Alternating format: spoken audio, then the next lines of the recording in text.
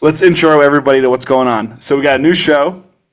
It's called EuroPlanker, and and you are the host. I am Alex Doobs, your host of Two Planker EU. Yes. So we went back and forth quite a bit on the name, but I think EuroPlanker is funny. I'm really happy with the album art that we got cooked up, and for everyone that doesn't know, you were what? You were one of the first 10 episodes of Two Planker back in the day. Was I episode, I think 9? Something like that. 4 years ago or so. I just remember doing it in Park City on an afternoon and just being like, cool, a podcast. Yeah. So I just want to give everyone a little background on how all this came to be. So we expanded to the network, and really what I'm trying to be more than one place at once, basically. Just trying to tell as many stories as possible. And one of the common criticisms I've gotten over the years is that I don't have any European people. And that's because I'm an idiot and don't know any European people. And so when I put out kind of a casting call in episode 100, you hit me up and you're like, yo, I know the Euro scene. I got the connections. Let's do it. And so we got 10 episodes in the chamber. Is that basically how you remember the story going? Is that kind of when you thought about doing the podcast? Yeah, pretty much. I mean, I was, we'll call it lucky, unlucky, I don't know, but got laid off from my job. And I was like, I need to do more projects and get involved more this year. I have the free time and I'm in Innsbruck. And when you mentioned that on the podcast, I was like, dude, I have lots of homies that I'm sure we can get on and have a chat with. I'm doing that already here anyway. Like, what's the difference between recording it or not? It was a good reason to reach out to a few folks I'd personally always wanted to talk to and get their backstory for. So I was really stoked on that. And here we are. Yeah, exactly. And for the people that haven't listened to your episode or don't know you, your background is you're from Switzerland, but you've moved all over the place, right? Yeah, I can give the 30-second elevator pitch. Originally from Switzerland, Geneva, first language French. But learned English throughout the years fairly well. And I was in the US until about 3 years ago, skiing in Park City, when I was like, I cannot do US ski culture anymore. I grew up skiing in France and Switzerland, where the après vibe was so different, like the park vibe was so different, the homie vibe was so different, even just the mountain town vibe, right? So kind of on a whim, decided to just give Austria a chance for 4 months. Never been.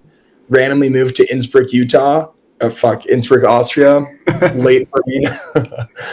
And just to tell you, like, you can tell there's similar places, and you'll hear lots of people make the comparison. But frankly, after 4 months here, I was living in New York City for the most part. Just went back, packed all my stuff, and just moved out to Europe permanently. Luckily, I had a job that would let me do that.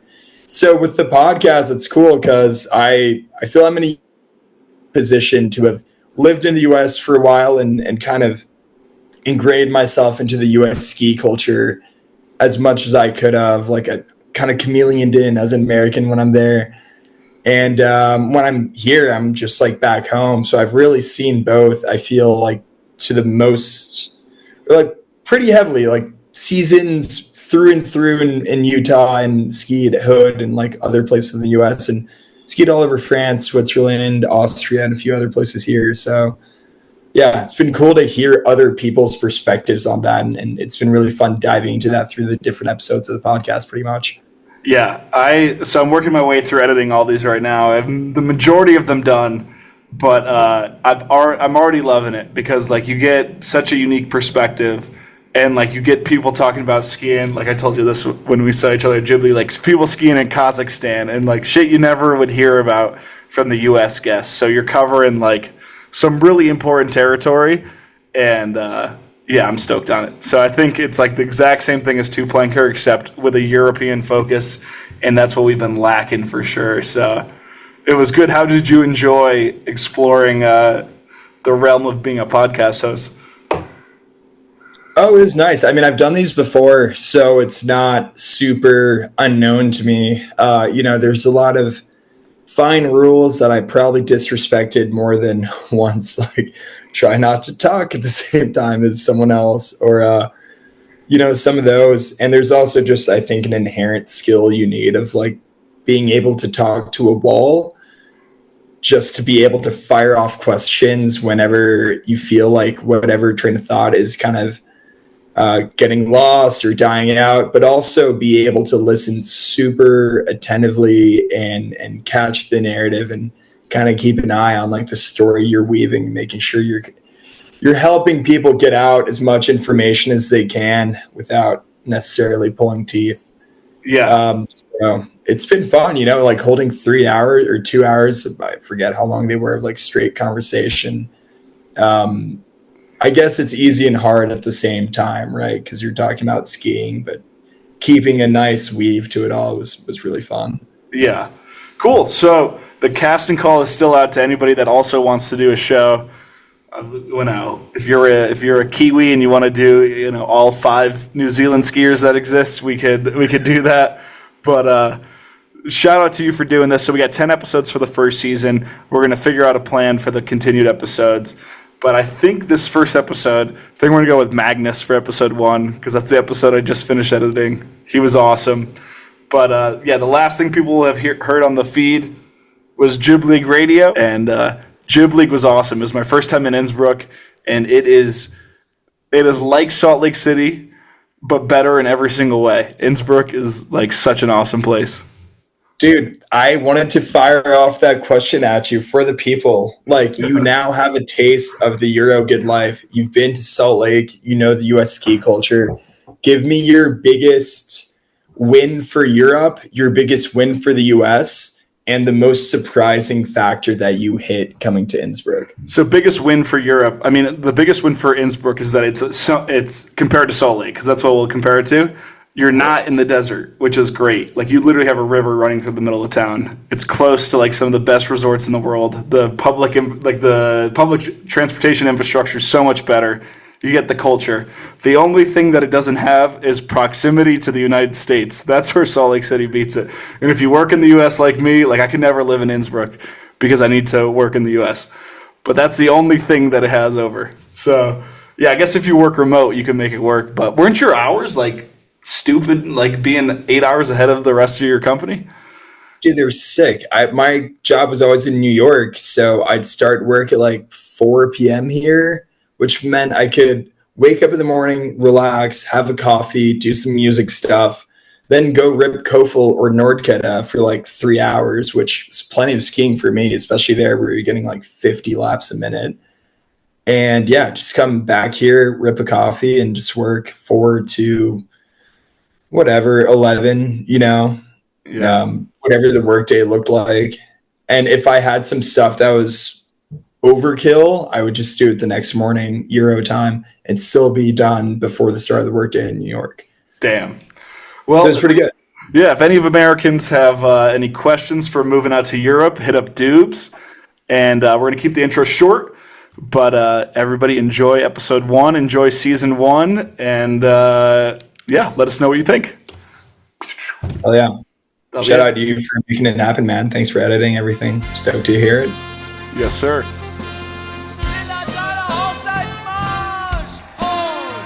We're live. Hell yeah. Once again, welcome to the show. Thank you, Alex. Stoked to be here. Dude, for sure. So where is here? Where are you exactly? Duved, outside of Åre, Sweden. So it's the hub of skiing in Scandinavia, I would say, or like one of the hubs. I think potentially the biggest one. It's kind of like a little mountain town, and it's a cool vibe. Like, everyone that lived here or lives here kind of move here because they really want to live in like a winter landscape. So they've like purposely moved here. And of course there's a couple locals too, but they're also in love with it, kind of like they're also mad positive.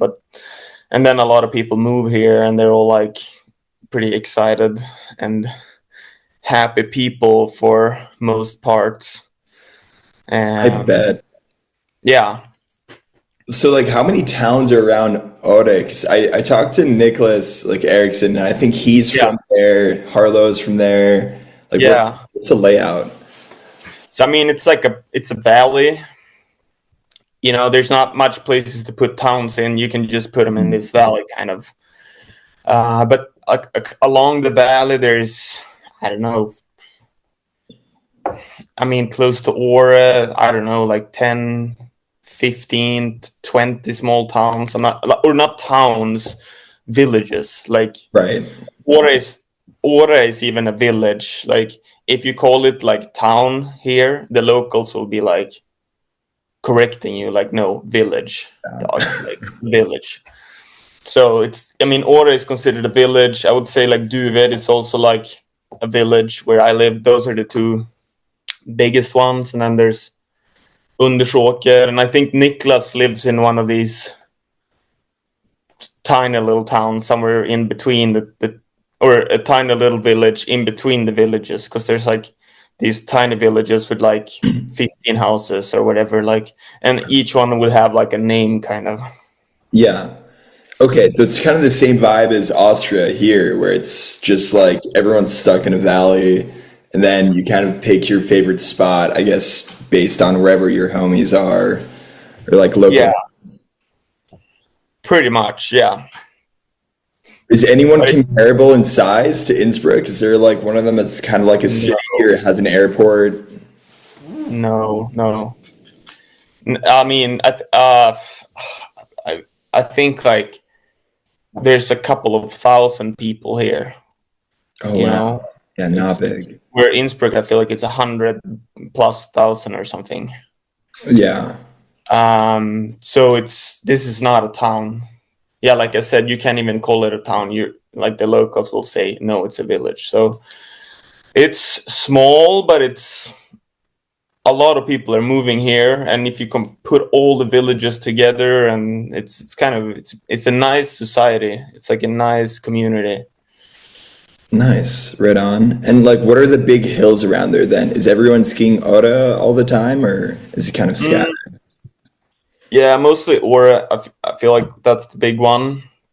Then right outside here, like Duved, where I live 10 minutes from Aura. This is like a little more of a like Aura is like, you know, mad empty apartments. Like Aura can host like 30,000 people, kind of, or like the valley can host, you know, 30, 40, even more thousand people. So there's a lot of like, you know, empty apartments, like that, you know, during Christmas it's crazy busy here. Now everyone left, and it's like it's mad chill. But Duved is structured in a way where it's like people living here. Like the school is here, like the families live here, and the local hill here is a bit smaller than the Ore mountain. But yeah, it's never any lines here really. Even like during the holidays, usually it's pretty chill here, and you have a bunch of like mini golf and stuff. Like we just filmed a couple of thousand Instagrams, or 1,000 Instagram here the other day up on like a mini golf zone. Oh, yeah. So it's kind of nice. Like, I mean, like I'm on the mountain like that. Yeah. Like That's sick. literally, it's right there. Do you need a car or can you take a bus? I can walk, but I do usually drive, because usually you got like a time to catch or whatever. It's like, but yeah, I can. It's like a 10-minute walk to the, or maybe 15 or something. You're a 10-minute walk to the That's sick. It's pretty mellow, like that. Nice. Yeah. Wait, does it get cold there? Is it like a brutal walk in the winter? Like you'll just have wind in your face, Oh, kind yeah. of thing? Yeah. Yeah, it's yeah, like Scandinavian mountain. I mean, especially Sweden.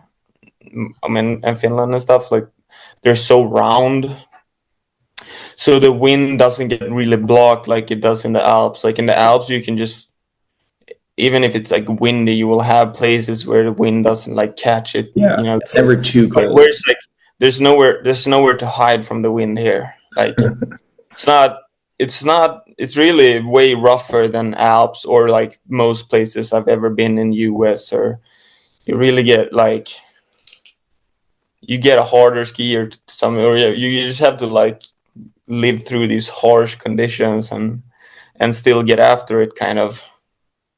Yeah, dude, I can imagine. Like, I don't know. I always see like videos of Finland or like all these Nordic spots, and it really just feels like you have to have Viking blood to like just make it through the winter there.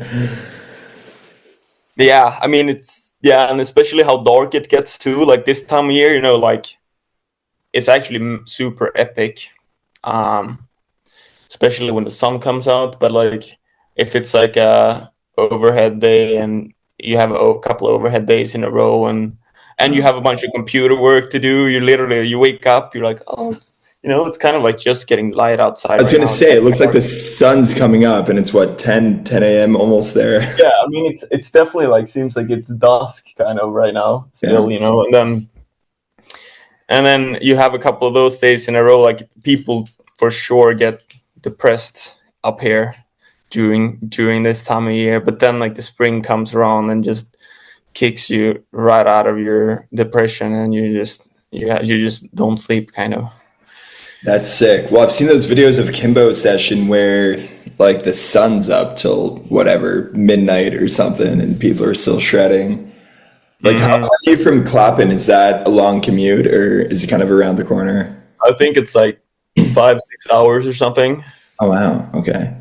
like that. Yeah, it's like everything's like kind of far distance in Sweden. Like it's not like the Alps. Like even Kleppen, which seems somewhat close on the map, it's like still a 5-hour drive. Yeah, I've been getting schooled on Scandi geography recently with all these combos. Like, I had no idea Ruka was like a 13-hour drive from Helsinki, for example, or like just Yeah. how stretched out everything is, despite it not. I don't know. I always associate everything as like super close, like it is in Central Europe, where it's like all scattered, Hmm. all up, or all bunched up in the Alps across like 5 countries or something. Yeah. No, it's definitely bigger distances here. Yeah, because Long kind, not a lot of people, a lot of yeah. woods. Oh, you have a lot of woods too. It's not like mountainous and kind of like rocky. No, Sweden has like it's only like on the west side of Sweden that we have all the mountains, kind of the side that connects to Norway. Yep. Like that's where we have the mountain range. On the east, where we have like the Baltic Ocean, there's it's like pretty much completely flat, or like nothing, no big mountains whatsoever. Right on. Cool. You have the diversity at least within the country. That's nice.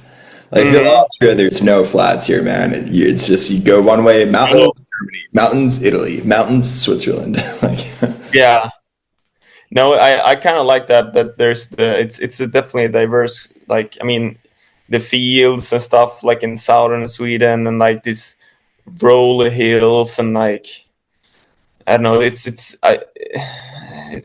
actually mad nice here. Like the climate, I fuck with it hard. Like there's something about growing up here makes it feel so much at home, and I don't know. I feel like there's a freedom here that is hard to beat, and you just know there's vast landscapes where like not a lot of people are, and like in the Alps, I feel like I'm disoriented a bit. Like I'm just like in these valleys, and you go from one valley to another valley, and there's like towns everywhere, and yeah, it's yeah, amazing. and like to get across the mountain, like here you could just walk over these hills for like kilometers and end with a backpack just hiking. I mean, you can do that in the Alps too, but like there's these like just mellow field landscapes with like epic sunsets and so I love it here.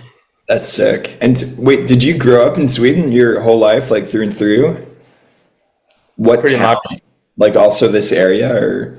No, I grew up like Umeå. It's I don't know, like a 6-hour drive from here or something. Like it's on the east coast, pretty much straight east, or a little northeast from here, right on the water, right on the ocean. Yeah, it's like super flat. You couldn't find a more flat place in the world, I feel like. Or I mean, like it's just like you can for sure, but like literally the hill, the closest hill is 40 vertical meters. So it's like you have time to have like one jump, kind of like you could build one big jump, and that's like it, kind of. Okay, so you're kind of like from the Netherlands of Sweden, like essentially. Yeah, yeah. Like yeah, by the ocean, it's snowy, so you have a good seasons most of the time, but it's flat. Right on. Like, and how would you explain like growing up in Sweden to someone who's not from there? Like, what is categorically Swedish, you think, in your upbringing that you kind of like reflects Swedish culture and your experience growing up there versus from anywhere else?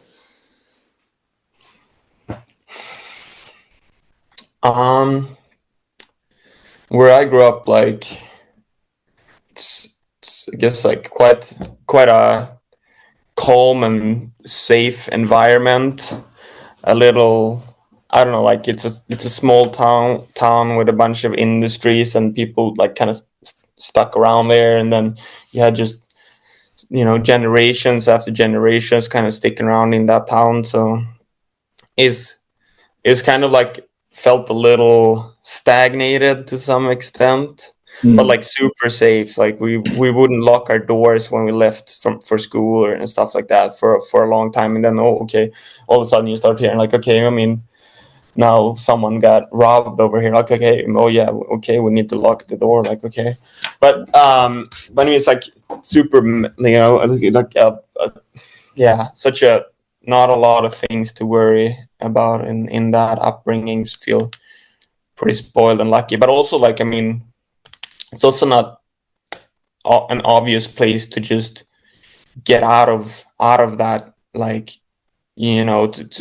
it's easy place to also just kind of get sucked into the system to some extent, and you maybe find yourself not doing what you like or getting after, having the courage to like do you kind of a thing.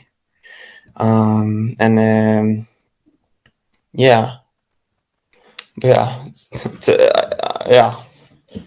Right on. And like, what's the vibe there? Do people, you mentioned people stay there. Like, do people generally like grow up and like go to university in like Stockholm or something and then just come back to the town? Or is it more blue collar and people really just stick around and like work there their whole lives? I mean, a lot of people, a couple people at least, like leave, go different places, but a lot of people will just study in the closest town by and kind Yeah. of build their life from there. But yeah, people are nice. Quite like, I feel like Swedes are quite. They're like afraid to step. It's not like, I feel like the Alps people are more like talkative and even a little more. Like here, people are like afraid to step on people's toes. We have this called thing like it's called the Jantelag. That was like a thing where like you were not supposed to be better than anyone else. You were not supposed to brag. Like you were supposed to like not flex whatsoever, and like it was shameful to do. So like that has had a huge impact on the Swedish mentality, for good and for bad, for sure. Like, definitely won't give you the mentality to be like, okay, I'm going to Mars or whatever. Like, it's going to be harder to find that type of mentality, but it's also like it makes people really humble to it, and humble and kind of nice usually to each other. Yeah. It's crazy that you guys have like built-in humility. I feel that's like the polar opposite of a lot of places. Yeah. But I mean, like, yeah, like I said, it's not just, I feel like the concept was good to some extent, but it's also just yeah, it's also a limiting thing to not believe in yourself, kind of like Like, to what just think is that you're the nobody. yeah, for sure. I mean, what is the concept exactly? Was it like a government It's thing, or is it it's just like called, I don't know. It's called Jantelagen. it's a I actually, law? so Like it's it's like been um no, it's not. It's not a law. Maybe it is a law. I'm googling right now. Swedish law, you shall not flex. Yeah. Uh, it's like the Jante law is saying that you should not.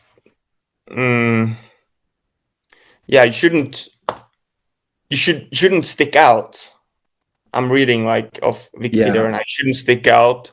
You shouldn't think that you're better than anyone else at any way.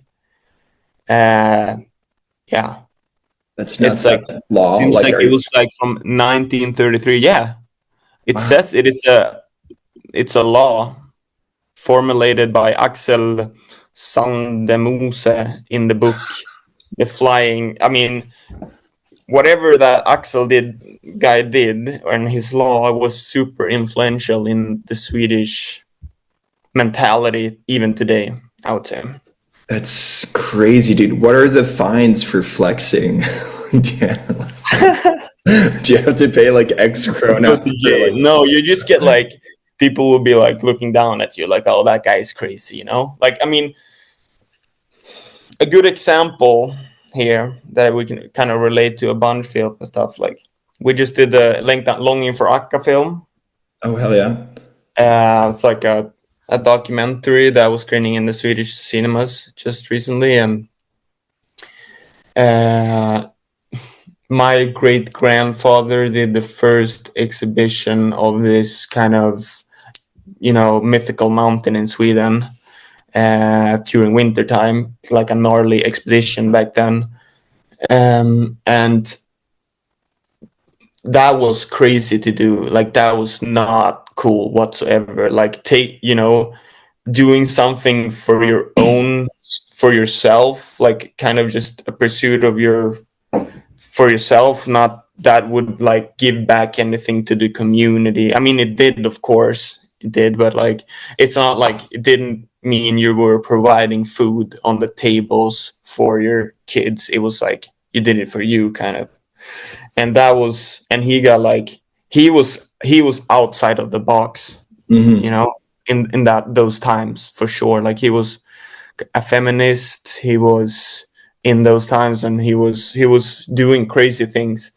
um and he didn't have he had a hard time, like, just, he got kind of banned from the family, because my grandmother was born a bastard.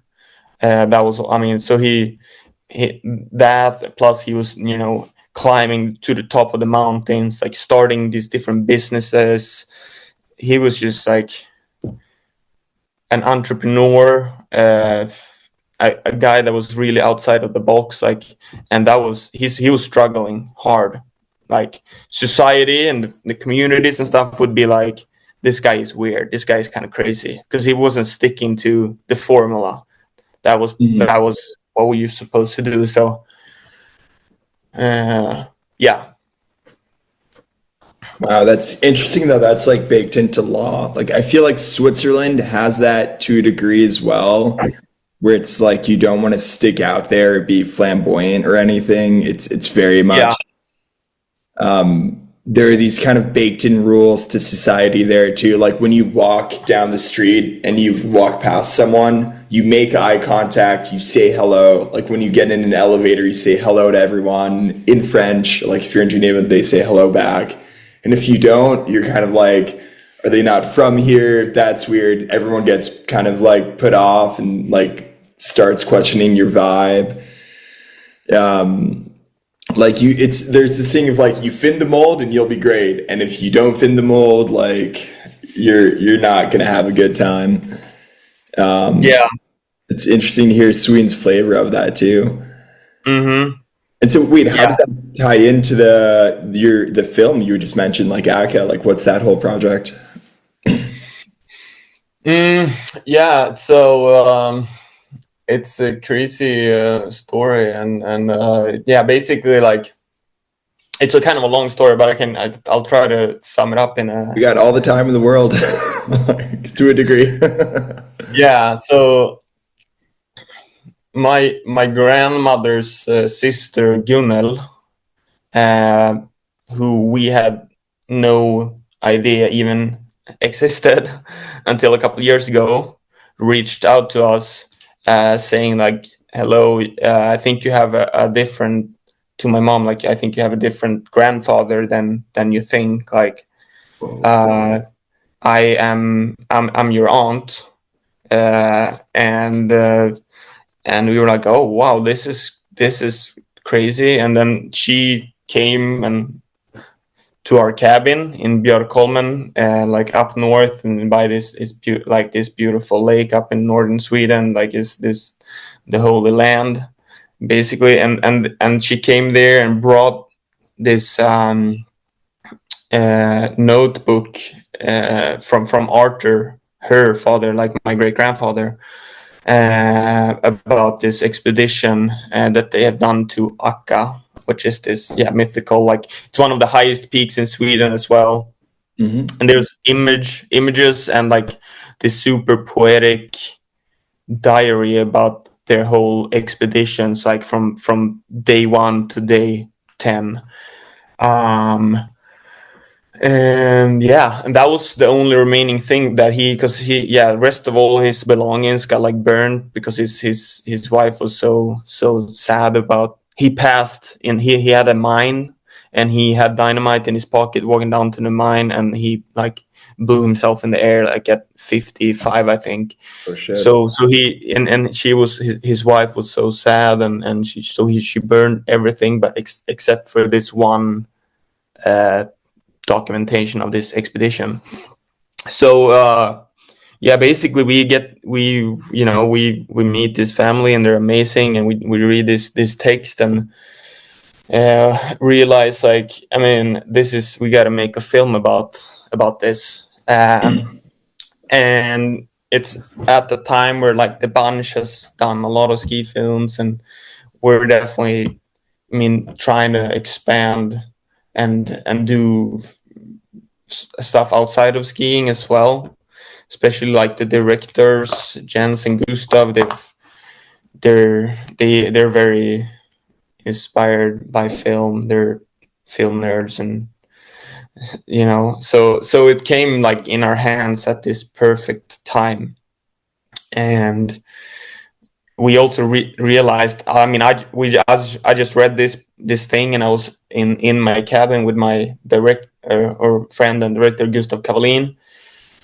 I just gave it to him. I just knew. I didn't say anything. Just read this, and I just knew, like, we're making a film.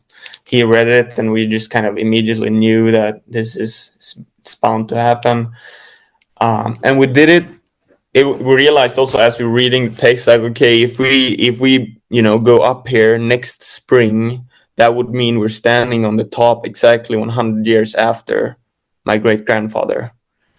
So there's also like the time press of like, okay, we need to make it. We need to make sure this project happens next spring. I'm just gonna turn the light on here again. Then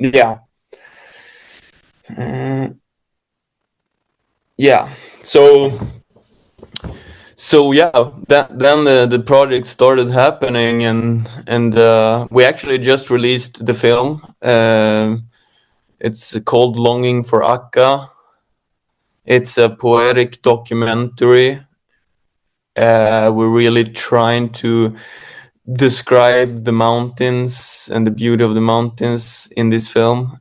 And it's cool. It's a cool flick. I don't think there's anything, kind of like it out there that I know of. And there's like original score written for the whole film. And you follow me and my great grandfather. These both stories kind of intertwine with each other throughout the film. That's so And it's- sick. Yeah, so it's a 1 hour 18-minute long too. So it's our full it's our first full documentary. Dope, dude. So it's like the story of you summoning the mountain pretty much exactly 100 years after this lost, was it great grandfather? Exactly. Yeah. Yeah. It's exactly. Yeah. And I mean, me and my homies, like, we were a big squad out there. So it's not just about me. It's kind of documenting our whole experience out there. We were living in a tent, a big military tent that we could all fit in, and basically had the time of our life out there. And like everything just happened so perfectly. Like the weather was so on point. We got the wind, because like it's very weather out there is not reliable whatsoever. And we had a couple of windows with like where we could summit a couple of the peaks. We had the storm too, because my great grandfather, they were caught in a storm for like 5 days. Oh, wow. They didn't have weather apps and stuff. They were just stuck there like in a storm for 5 days, middle of nowhere, hoping to eating all the food that they had, because they didn't plan to be stuck in a storm for 5 days. Yeah. So it's kind of nice to get that storm as well. That tied the stories together. And yeah, when we reached the top, it was completely, there was no wind whatsoever. Like that doesn't never happen at 2,000 meters in Sweden. Like there's literally, you couldn't feel a wind. And there's this phenomenon, it's called like the Akka phenomenon, like where like the clouds will just kind of appear out of nowhere. So we're standing there like at the top of this mountain, and it's just the calmest, most beautiful thing I've ever seen in my life. And like 15, and then you just see like fog like coming up the mountain like this kind of, and you're like, oh, Yeah.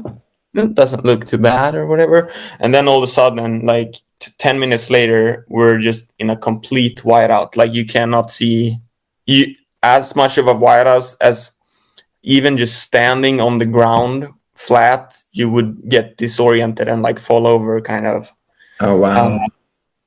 And we got like, you get kind of, you feel seasick and stuff like that. So I mean, it's not, we got off the mountain all fine. Like it's nothing crazy like that. But yeah, it was a cool experience. That's dope, dude. I'm glad you got the view up there too. Like it would have sucked to pull up and then there's no view Yeah. for the day or something. No, it's yeah, you definitely go watch the film. Everybody listening here, like it's yeah, we put a lot of work into it, and it's this just portraying this beautiful story, and I'm really proud of it. I'm really stoked for the whole team, like that made this film happen. Hell yeah, big ups to everyone, man. How did you do the release? Like where can people see it? Is it out in theaters in Sweden too, or?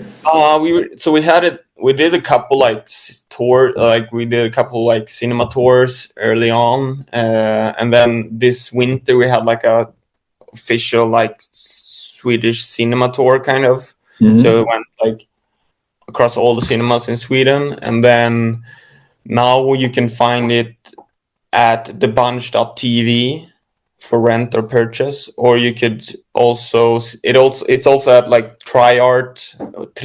It's like a streaming service distribution company, like super, like, I don't know, cool and respected distribution company in Sweden. So it's really amazing to work with them, to like make an of actual distribution, and then you can also find it at SF Anytime, like the Swedish cinema streaming service kind of, or you can buy it there too, like SF Anytime. So yeah, it's But yeah, I would say the bunch.tv is the best way to that. It's because the other ones have like some restrictions on countries and stuff like that. They're like mainly Scandinavia, whereas like the bunch.tv, it's worldwide. You just purchase it on the web on the website there, and then you have it. It's kind of like our own streaming service. Then you just have your login and you have the film available there. You can even, when you purchase it, you can even download it as well. Okay, sick. Dude, did you do a premiere in Innsbruck? No, I missed that. no, we One didn't. here. It's in Swedish, but it has subtitles, and I've had a lot of like Americans and international people really experience, the film. So we were kind of worried, like, is it gonna translate? Because there's a lot of like emotional moments, and like, is this film gonna translate properly? But I've had some really amazing feedback from people that don't speak Swedish, so that was cool to see that. Like, even it just works. Dude, it would definitely work. Think about it. A Korean film won the Oscars at some point. Yeah, Like, I know. people now, Yeah, and but yeah, it's everyone's like, German anyway, so like they're used to having English subtitles on stuff and not really understanding. right. No, Yeah. that's sick, dude. Damn, I want to go watch it now. But pause. I'll be right back. No. But let's do a quick. I want to grab a cup of coffee. Can we Dude, do a quick coffee I break? have a pause button right here, and we'll be back in 3, 2, 1. And we're live. Welcome back. Boom. Boom. Okay, so dude, tell me about how you got from growing up on the East Coast flat part of Sweden over to skiing. Like, what were your first kind of steps on skis? I mean, I grew up with my mom being crazy about skiing, and she is just kind of would push us out in the track or the cross country skiing fields, and we just and it was like I hated it. And but yeah, but I was skiing like before I can kind of remember, like cross country, even slalom, alpine. But I always say that because we had huskies growing up. We had like 5 huskies. No way. My mom and dad was like kind of raising huskies, and all their homies had a bunch of huskies, so they had like a big what is it called, like a husky, like when they have Like a herd? a herd, I guess, like, right? like, It's probably a technical word for huskies. Yeah. I have no idea. like mushers. That's like the word for it, musher. Yeah. It's like, so I wanted to ski with the huskies, of course. From I was like, I don't know, 2.5, 3 years old, I would tie into a husky and go cross country skiing, and the huskies kind of hated it because I kept falling over all the time. They wouldn't pull me as hard as my mom and dad, because they knew I was just gonna fall over all the time. But eventually, I learned not to fall, and they started pulling me faster, and I started like, pumping all the little bumps, jumping, like, and I had this crazy nerve that just wanted to be in the air. I just wanted to fly, catch air, and so it kind of turned into like snowboarding, because my cousin started snowboarding. He was my idol. He was rocking the sickest gear and snowboard and stuff like that. So I bought a snowboard, snowboarded for like 6 years until I was 12. Then one day, me and my snowboarder friend, we all had jumps built at my backyard. We have a tiny little hill, so we could, like just a tiny little jump. He borrowed my brother's skis when I was in for lunch, And when I got back out, he had learned a 360. And then I had to learn, and then I tried, like, I had to try it, and I landed the 360 like first try, which was like, took me years to learn on a snowboard. Yeah. I was like, wow, this was crazy. And then like I never snowboarded again.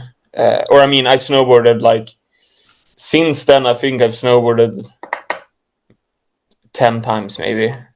And now I actually just bought a snowboard, so I'm stoked to try it a little more. But yeah. Then I started, as I was hooked. I was so hooked about skiing.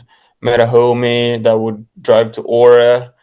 Went to Åre with him. Moved up to Kiruna, where I met all the bunch guys for like high school. Started making like edits and stuff like that. Kind of got like popular in Sweden. Got popular in like US and stuff when we were in like third grade of gymnasium or high school. We came over to US. Now I'm just doing a quick recap. Yeah, wait. Let's get through it step by step. No, but I feel like I've done this recap in like every podcast, so I'm not trying to like focus too much on this one. Yeah. So if that's fine, I'll just kind of run you through it quickly. Dude, go for it. So did you do the ski gymnasium in Oda that all the other folks do? No, we did a random one in Kiruna, the northernmost city in Sweden, and where the darkness hits completely and the snow hits completely, and the sun hits completely in the spring and summer, So it's a really cool place. They had a lousy park at the time, which was why we were there. So we started skiing a lot of street. We were super inspired by like Henrik and Phil and Mike Hornbeck, Liam Downey. We started skiing a bunch of street and started making films. We went to US, and then basically Liam Downey hit up Lucas, LSM, and was like, yo, I want to make an edit with you. And then he would like come over to our we were like 18 at the time or something, and he would come over to our crib the whole time and just kick it with us, like this legend, and just like show us the way, like, show us idea. He was the one that told me to enter SuperUnknown. He's like, you need to put these clips into a SuperUnknown right now, and I'm gonna sit here next to you. I'm gonna shoot song for you, and you're editing this right now, and we're sending it in. And I did, with his help. Maybe there's too much jantelag in me that didn't want to do it or at it. Yeah. I ended up, and Lucas won SuperUnknown that year. After he was a semi-finalist, but I think, basically everyone in level 1 thought that Lucas was the illest out, because his skiing was like levels beyond. I remember that. It was the jazz video, right? Yeah, he was doing like lazy blunts, like grabbing blunts, like pre-nose grab. Like every trick in that part was like pretty much an NBD. Yeah. And I feel like when you're a skier at a certain level, like it takes so much to get impressed, but by like what's being done, or like to one up like what everyone is doing already. That's super impressive.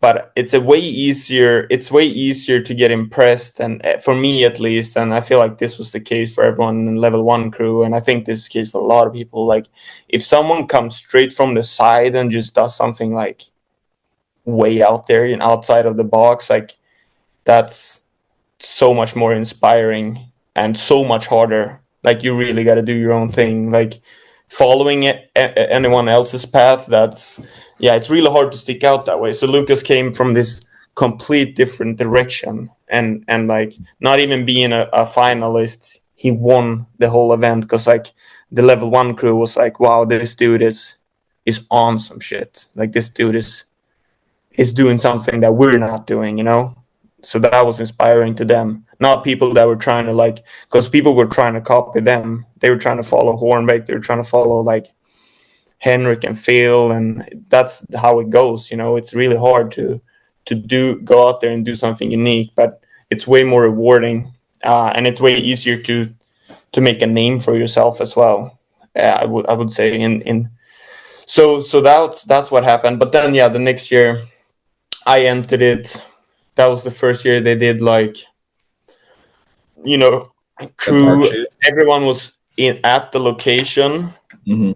and all the writers, all the filmers, everyone was voting, and I ended up winning it. So that's like me and Lucas won it back to back. We just dropped like far out our first bunch film, which kind of took people by a storm too. Like people were like super hyped on New Schoolers. We were also kind of caught off guard by the response. I feel like people were just like, this is a masterpiece. Like this marks a new era in skiing and whatnot. So that's kind of how it all started.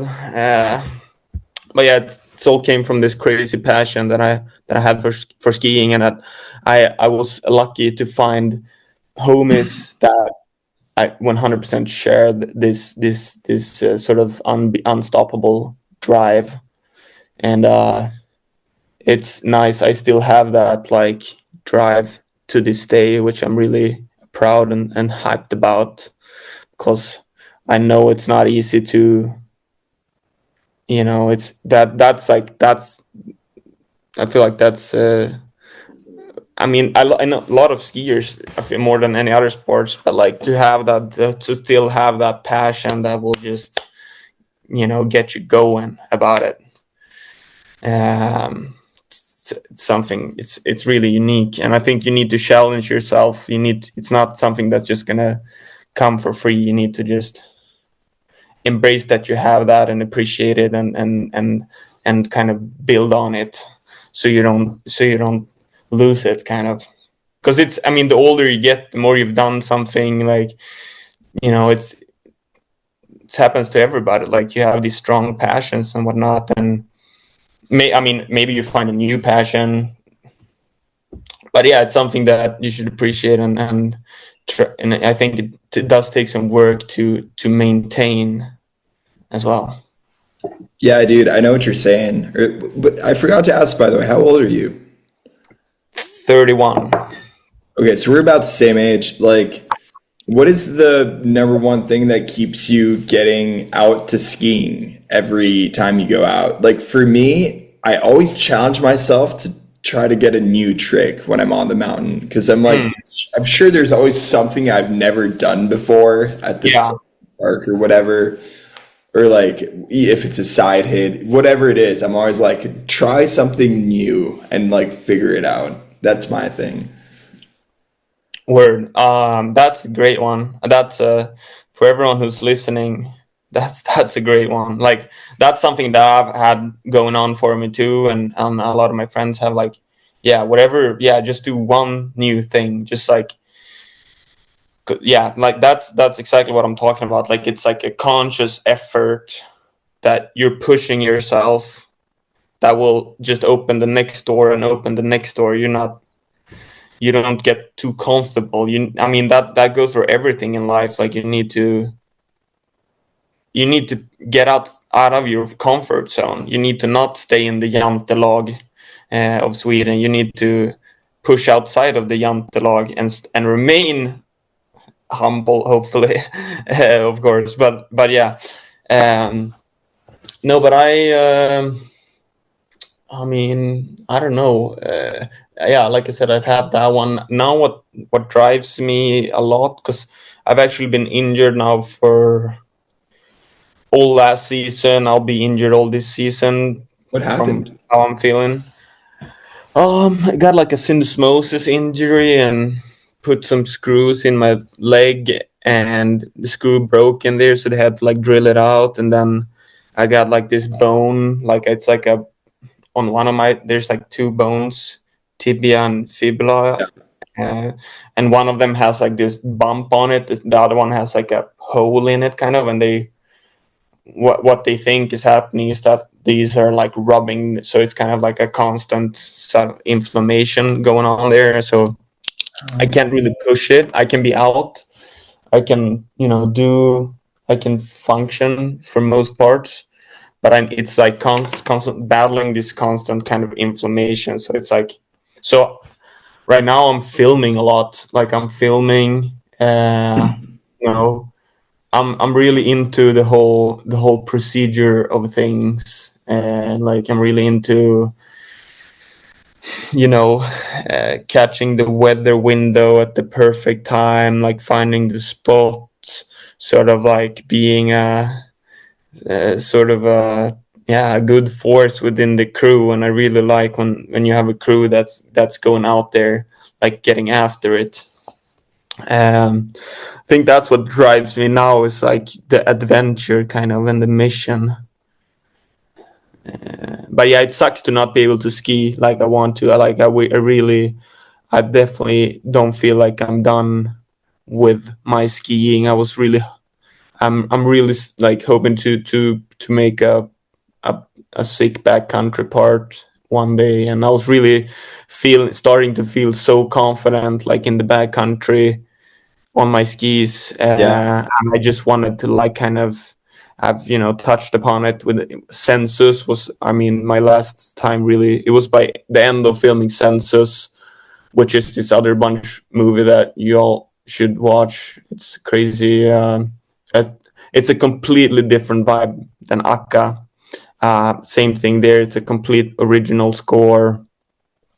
It touch upon some larger subjects than skiing as well.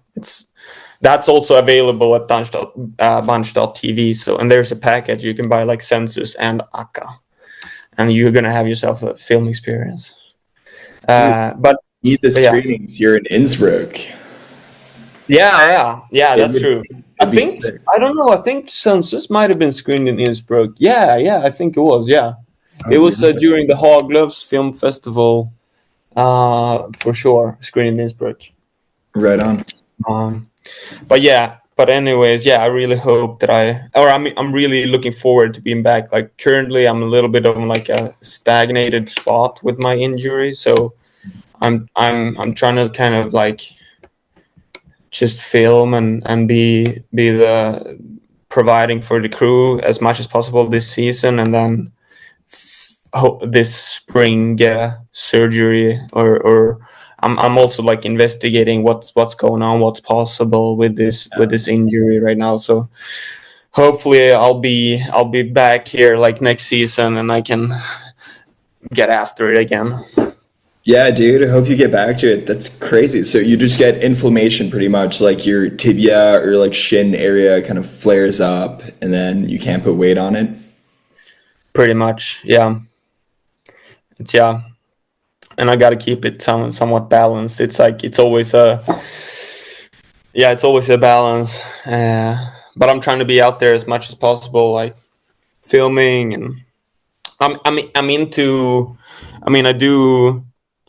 I work a lot with 1,000 Skis. I'm a co-founder of 1,000 Skis, and I do a lot of like the social media there, along with Hackle and Ben Gruber. We kind of do it all together. But yeah, I'm really into like the content creation part of it, like getting out there, getting the shots. It's so fun. So I feel like that's kind of like where like my passion and focus and is more like the mission and getting the clips kind of like, and then editing the clips and posting the clips. That's the drive right now. Okay, right on. Dude, I want to circle back to 1,000 Skis too. But I was also wondering, like, you mentioned your SuperUnknown edit, and like I remember back then, like your skiing style was like very kind of like gangster skiing oriented, which was really dope at the time. And then I remember don't know if you remember Param camps. Like, oh yeah. Dude, we shred together there like years ago. Yeah. And you were doing all this, like, I think you were on ON3P at the time, and like doing the nollie peanut butters off from the side of the boxes and just like on a whole new wave. Like, at what point did that move over for you? Like, what were the pivoting points where you're like, okay, this is the direction I need to go in with my skiing? Because I feel it's like really hard to get to that point where you're like, all right, fuck what I know, or like this direction I'm on, like let's try some new stuff and like kind of get on a whole new wave. I don't think it was never like a conscious decision really. But I mean, I think it has a lot to do with my surrounding. I was lucky to be in like good surroundings and had good inspiration, and I owe it a lot to like LSM and Libby and BMAC and Douglas, Zacharias, Payben, Toyben, like all the bunch of homies really. Eric, Jay Nilla, Gustav. I mean, everyone really. Everyone helped me do that, as well as like Phil, like all the kind of our inspirations in skiing. But yeah, like I just was super into the baggy style, but then I started wanting like and stepped production too. Like I wanted to do creative things. So I started experimenting, and then you had Lucas doing a full part of NBDs, and I was like I couldn't quite understand. Like now I mean I definitely had a lot of respect for him throughout the whole process and all of his skiing, but like he was years ahead, and then you had like Lee B, who was even years ahead of that, and I think some of their stuff today is still just like, yeah, it's just like unique. Like it still stands out. Like it's so unique. So I had that within my crew, like that people I was skiing with the whole time, and I had a little more like stepped kind of inspiration. So I was a little more on that bigger spots program with their sort of like super funky skiing style also influencing me. So I think I kind of somewhat hit a good like medium for people at the time, where like I have that creative style, but I have the stepped like Henrik Phil style mixed all together, like the bunch style and that style, like just come blending in. And then so that was that time, like when we met in Ledo Alps and stuff. Me and Noah made that edit. And or was it earlier? Or are you talking about? Wait, the edit with was it with the Rock Berrigan track? Like my eyes can't skate, baby. Oh man, my sing's not good. No, You had the tree fort suspenders, right? Yeah. Was it? Maybe it was that track. Yeah, maybe it was that year. But yeah, Noah was there too. Yeah. You remember Yeah, Ignazi, the Spanish dude? Yeah. Yeah. But yeah, then that's kind of where things. I would say that summer, the following years, things really fell into place. Like I felt like whatever I was trying, it kind of would work out on skis, and I was like, damn, this is, yeah, my like, because I was never the most talented one in like Kiruna. It took me way longer to get to that level, but I would ski so much. But sort of once I got to the level where I was like, okay, now I can really experiment. Not that I was thinking that way. It just kind of happened. And then the new style with like track pants, kind of more colorful, like more funky, busting the arms out. Like I would say that expelled into something that was more unique. That then too also had more impact. I would say, like, because that was my style in the when we met was like unique and cool, and the tricks were definitely like new, but then building into the next season, things got even more like unique, or more original or whatever. Like more that's kind of when the ski man got born. Like Yeah, for after that. real. It's kind of funny looking back. That was kind of like a pivotal point. Where does Ski Man come out of, by the way? Where's that name from? Never also, I don't know, it just came to me. I was just had like I was at my parents' place, and I just had the kind of inspirational session, and I was just popped into my head, and I was actually at the bathroom just on my phone, and I just immediately switched to Scheme Guy, and it just felt perfect and right. Sick. Yeah. So, dude, around that time too, I guess that's when you started filming with Level One, right? Yeah. Like, I what was think your that yeah. I'm wondering, But what was your experience as a European, like filming with Level One and like because how many movies were you in with them too? Was it only like, I was only I think it was only two movies. But yeah, no, it was. I mean, it was really amazing. I mean, like that also winning SuperUnknown, that getting the full part with level one was super unique. Yeah, that was yeah, huge for me. Mm, and but then yeah, I did that one part, but then like the next season we were gonna film like the bunch film, Mhm. and we're gonna do finito, and it's like the end of the trilogy.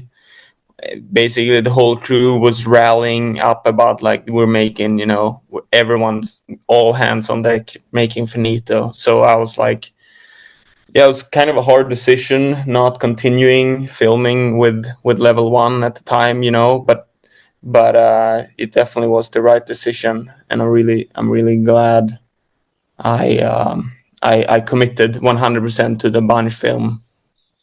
Yeah, is that how that uh went down? Like pretty much like they were like, yo, let's get some more clips on the Level One side, and you were just kind of like, I need to focus on this 100%. yeah, exactly, yeah. Yeah, because that was like my all my homies. That's what yeah, I just saw that. And also I saw the potential in it, and I it was the route that I felt most in. Like I felt the most for. I was like, this is what I want. This is what I need to do. This is what I want to do. Even though like strategically, maybe filming with level one would have been like a better choice. But I just didn't. I Yeah, I didn't think that was the right choice.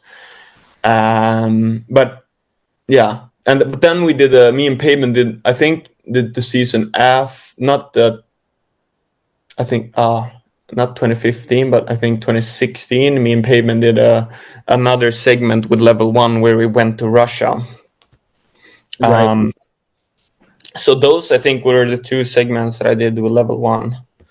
But yeah, that was great experience. Like I've mad respect and love for level one and what they've done with skiing and what they're doing right now with rail jams, with different competitions, with their film that they put out this year. Was great to see like a level one film again. Like I felt like this is like a crew that's kind of unified, and people are pushing it, and it's a good soundtrack, great skiers.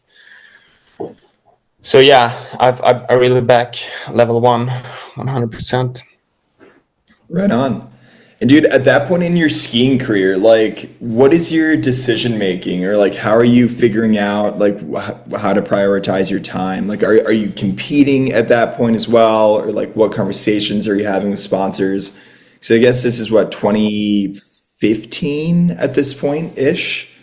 Yeah, So you're probably like what early 20s or like 20, yeah, 24. 2023 or something, 22. Yeah, because you've just kind of popped off pretty much at that point in ski world. So like Yeah. for the last even 2 or 3 years, like yeah, what are you thinking at that time? I mean, basically, we're gonna get after it, like super hungry, like really not on the Scandinavian jantelag vibe at all. Like Yeah. listening to gangster rap and thinking that we're gonna go for street domination, kind of. Like super, just really trying to like show and prove for my skiing and make a stamp in skiing and do it with the homies. And yeah, it was just, and it was like, I mean, it wasn't a part of a whole master plan. It just was kind of just a lot of like excitement and yeah, just yeah. And that's when I started getting like sponsors and stuff as well. Up until then, I was grinding like, you know, a job in summer and fall, like 6 months of grinding kind of, and then just not doing anything, just saving every penny I had, and then living for, you know, 6-7 months of skiing. Did that for a bunch of seasons, and then when I put out the level 1 segment, I got like the first paying sponsor. You know, got a little contract with ON3P that would start building over the years. You know, got a little money here and there. Had to do, still was working during the summers, but maybe not like as intensely throughout the cup. Like, yeah. But yeah. Yeah. Okay, sick. So it sounds like at that point you're kind of able to support yourself like annually pretty much through your skiing. I mean, no, that was probably like when I was like, I think it was not until like 2018, 19, something, maybe 2019, where I was like being able to kind of sustain a full year just from my skiing. But I mean, since then, it's not like my salary's been, you know, skyrocketing or anything. I've just been able to like live a full season of skiing, which has been completely amazing. Yeah, I never was that. I don't say I'm lousy at selling myself, but I'm not a professional. That's where maybe some of the jantelag comes back in the Swedish Yeah. don't stick out law. It's hard to sell yourself, and also like, I mean, I feel like there's sponsors and stuff are always a couple years behind. Like it's not like Solomon or Rossignol or any of these brands. I mean, ON3P supported me, of course. They're a tiny brand, and I have so much love and respect for them. They're amazing skis, amazing people. Yeah, it's not like, yeah, I wasn't getting a whole lot of like financial support and stuff like that. But still, I mean, I was able to like shred, and I'm still able to like live off my skiing, which is completely amazing, and it's super possible for everyone out there listening. You just got to get after it. You don't want to be thinking that you're not good enough. You just need to just get after it, and everything's possible. So Dude, if you believe it, you can achieve it 100%. And I believed it for a long time. And right on. That's what I'm saying, because I bet there's a lot of people listening out there who are wondering like how they can build their life around skiing and kind of be able to support themselves. Because did you ever do competitions really? Like lean into that world? I mean, not specifically, like not really. I never had that path in mind really. It just kind of naturally happened that way. But I did a couple of comps. Like I did the Dutor Street style. I've done Right. like you know, I did X Games. I did X Games real ski. I did all these comps. You didn't come up through like the local comp circuit, like kind of starting there. No, so I never did comps. You know, I did knuckle huck, X Games knuckle huck. I did the real ski twice. Got injured the second time. Yeah, I did a couple random things here and there. Like I did one like backcountry competition too that I won. Yeah. And I was kind of stoked on like trying to do more backcountry competition right as I got injured. I was like, I got some invitation from Marcus Eder to do some comps and stuff like that. But I've we'll see. Maybe, but I don't think that's going to be my focus. Would be definitely, or is going to be like a backcountry part if I ever get back, or when I get back. I mean, when I get back to shredding. Yeah. Yeah, and that'd be sick to see, dude. And sick to see. Fuck, slipping my words, but Yeah. so I guess on to wrap up, like on the supporting yourself skiing part, like looking Yeah. back, kind of having made it essentially through being a film skier, like to like a very like sick top level. What do you have any pieces of advice for people who are like trying to figure out how to carve a way for themselves outside of going to the ski schools and doing the comp circuits just to come up and kind of get that kind of support from sponsors? Like, was there any path that you thought was like could be a good place to look that people maybe Yeah. aren't looking at? Definitely. I mean, I was super early on Instagram. Mm-hmm. I found the passion for Instagram, like making these edits, finding like crazy music. Like I just kind of was really excited about that, and that's what kind of gave me a following like quite early on. As like I won X Games real ski, and then at the same time like really pushing for for my Instagram and stuff like that. So that's what kind of like led me to getting sponsors. But I think today what you need is if you're gonna be. I mean, there's a couple different routes, of course. You could be on the slope style circuit or whatever. But I think like if you want to make a lot of money there, you gotta be scoring quite good. You gotta be top scoring.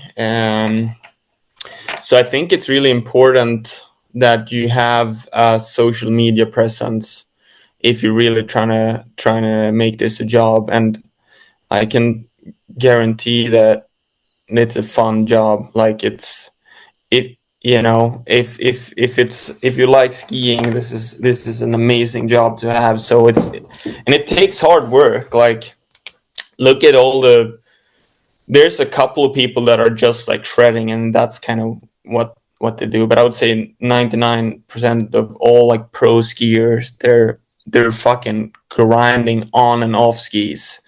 Like they're making edits mostly because they think it's super fun, I would say. Like, and if you can find that passion for it, if you can like find that like going out filming with the homies is fun, then do it and post it and like try to figure out how to blow up. And I mean, now more than ever, you're able to become a professional skier even if you're not like at the very top of the game. If you know how to film your stuff properly, or you find a friend that has the passion for filming, for example, and you can really reach big masses.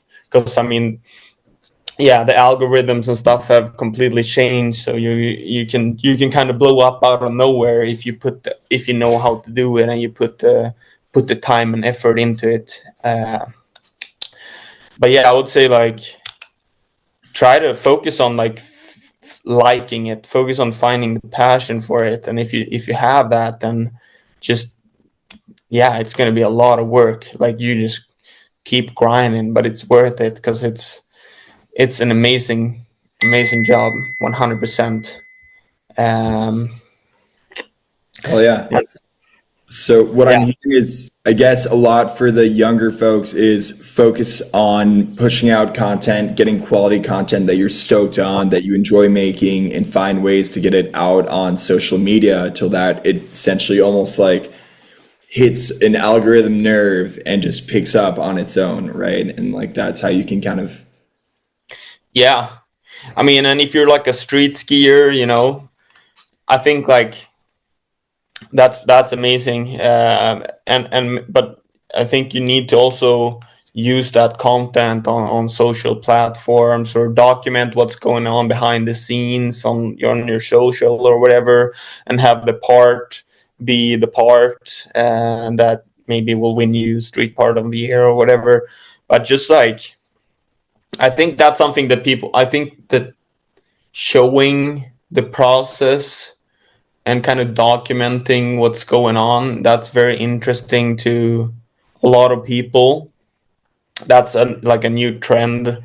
I would say that, you know, Nikolai Shearman and Alex Hackle and a bunch of people are like just kind of like showing behind the scenes of what skiing is. And I think that it's really cool to be able, as like a non-skier, to be able to get an insight into what we're doing. That's a way to reach like a bigger audience as well. Like for some of the bunch films we've made, we've had these documentary like segments, kind of where you kind of get to see the emotions of the skier. You can kind of, because like, I mean, even me, I of course I relate to like a banger segment, and but you know, I have, before I started skiing backcountry, I couldn't relate whatsoever to what the backcountry segment was. Like, I was like, wow, they're going fast down the mountain. Like, I didn't think it was cool. I mean, little cool, of course,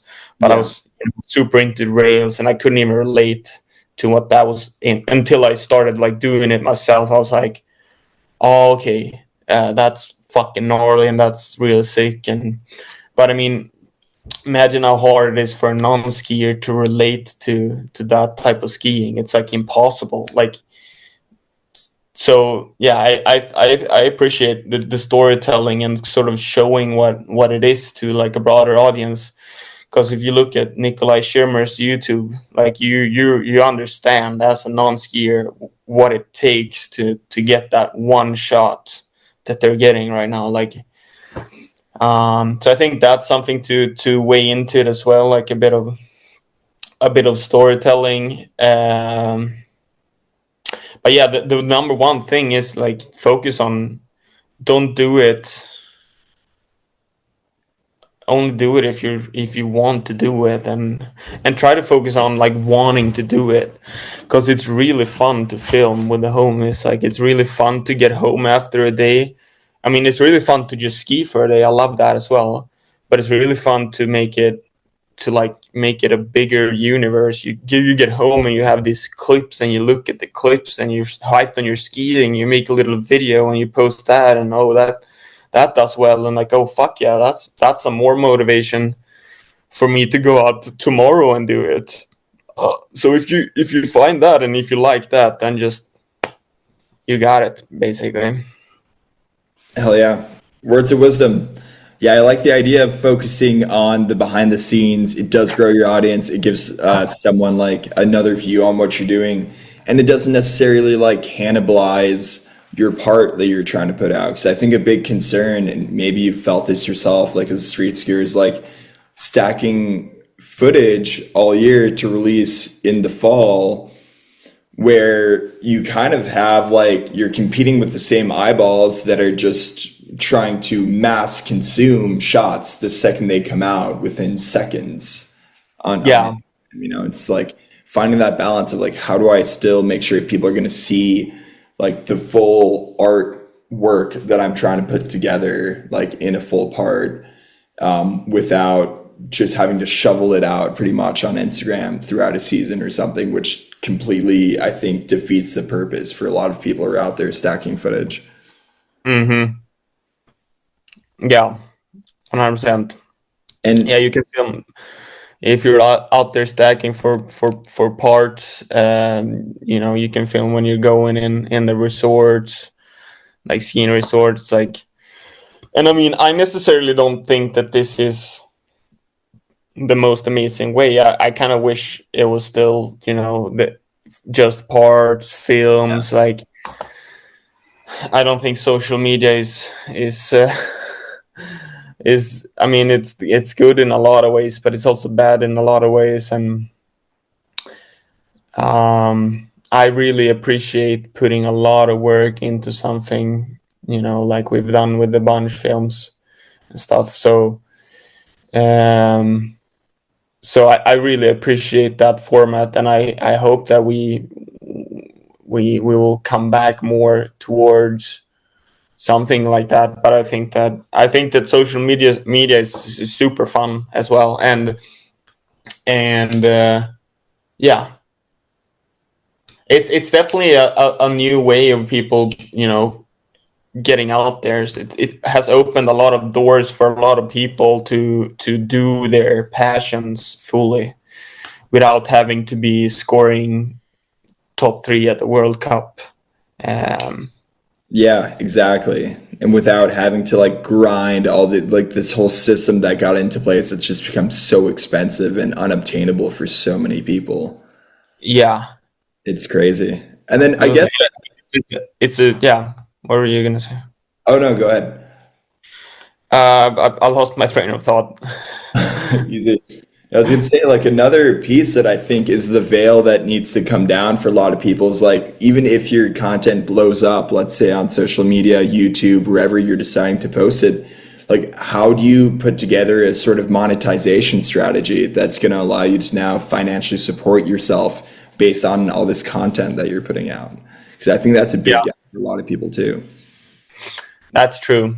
Yeah, that's when you gotta like, yeah, not only are you gonna have to be a content creator, you're gonna have to be a businessman as well. Unless you have like an agent, where it's like I've had a couple of agents in skiing, and I mean I was never like the top dog, so I wasn't that prioritized. I mean, if you find a good homie that's a good businessman, like 100%, let the man sell you, or asks people with experience. I would say for sure. You can learn it yourself, but I mean you need to be able to negotiate deals. And that for me has been a hard part. Like, you know, am I really worth that much money? Like, is that you know, like, and also just knowing what. Yeah, it's hard when you're a noob. You're like, or not a noob, but when you're a beginner or whatever, or you're just making it on the scene, and someone will give you a free pair of skis, and you're like, wow, that's the most amazing thing, you know. Um, so yeah, it's hard to know your worth, but I would say if you're in sort of that position, try to talk to your fellow pro skiers at the mountain or whatever. Talk to the businessman, and also try to gather the data too. Like, let's say, I mean, Instagram and TikTok and all these apps, they have data for you, so you could take your data, and you can, maybe you know someone who works with marketing, and you can just ask like, okay, well, I reached this many people this year, like what is this worth, kind of. Because companies pay a lot of money for paid advertising, and that has like a price. But companies does not pay as much for organic marketing. um, and I would argue that like organic marketing is for sure way doper, and it's way more in line with where we are today, you know. Like, paid marketing works, but I think the paid marketing is somewhat on a decline, whereas like organic marketing is just on this rise. So, but I would try to figure out like numbers for paid marketing, and sort of see how much does people pay for 1,000 views paid marketing. Ask your friend, or Google it, or ask ChatGPT, whatever, and then sort of like add that number to your number, and then like, okay, I get, let's say, 1 million views over this past season or whatever. Okay, well, how much is that worth if I'm tagging K2 skis in that content? So you need to kind of build a case. I'm actually like team manager for 1,000 skis, so I get a lot of like sponsor requests and stuff like that, and you gotta you got to come through quite serious for me to like, you know, lift. Of course, your skiing needs to be amazing, but I also need to see that you're putting in effort. And I mean, the more you can present your case, the better it's going to be. Like if you present to me and actually here's an opportunity for people, because a lot of people will just be like, can you sponsor me or whatever? Like, you know, this is where some people that have more of this kind of business, or like they that takes the time to present a case, they do get more sponsors, because you can see the effort that's being put in there, and it also makes it way easier for a sponsor to make a decision, kind of. I mean, I'm not. I can tell from people skiing, and I can tell from people's social media and their vibe and everything, if that's a good move. Like if someone says, "Hey, do you want to sponsor me?" and I know the person, I've seen the person, like I can make that decision. But not a lot of people are that into it. Like if you're working as a team manager or marketing or whatever for one of these brands, it's a good chance you don't know skiing all that super well, I guess. So like that's why it makes a lot of sense to present the case, to like show your numbers, how many posts did you post, like what film parts are you in, and also trying to explain the like soft values, I guess, like, because I mean obviously millions of views on one reel that blew up is not comparable to like a street film part that the whole industry is like, wow, this is the shit, kind of. And that's always the hard part. It's like the values that are not measurable. That's where you need to try to explain it for sure, and you need to hope that the person receiving your case is somewhat good at their job, I guess. But I need to hit the bathroom again. I'll catch you in a sec. Dude, we'll be back. 3, 2, 1. One. So, dude, I liked what you said about the whole monetization piece. And I think something that people need to remember is, for a lot of these brands, like a lot of the money that's going to be shelled out to athletes is generally coming from marketing budget, right? Like, Yeah. the way you are as an athlete is you're essentially a contractor marketing platform, right? So when people are giving you free content or free skis, for example, great, you know, but like you're using those skis and like putting in hours on those skis to promote them, like that is valuable to them. That same company is probably paying Facebook, Google on SEO or like marketing spend to get whatever X eyeballs from whatever X people. And they're going to pay way more money than they're paying you for putting in hours and hours on hill, on those skis, destroying the park, destroying the streets, and like having the core audience that might actually buy them, that is way more valuable, like see them. And if like companies released how much they spend on, like, especially the bigger ones, like, you know, the Amer Sports, like brands, K2 brands, how much they spend on that versus how much they spend on athletes, people would be flabbergasted. Like it's just so night and day. So I feel it's really important to remember, like you mentioned, like think about your value and how many eyeballs you're bringing to brands, and think about also how you're helping them achieve their ultimate goal, which is selling product, right? Like that's what they want to do. So like, who are they selling to? How often do they sell to those people? When are they selling to those people? Like timing is also really important, stuff like that.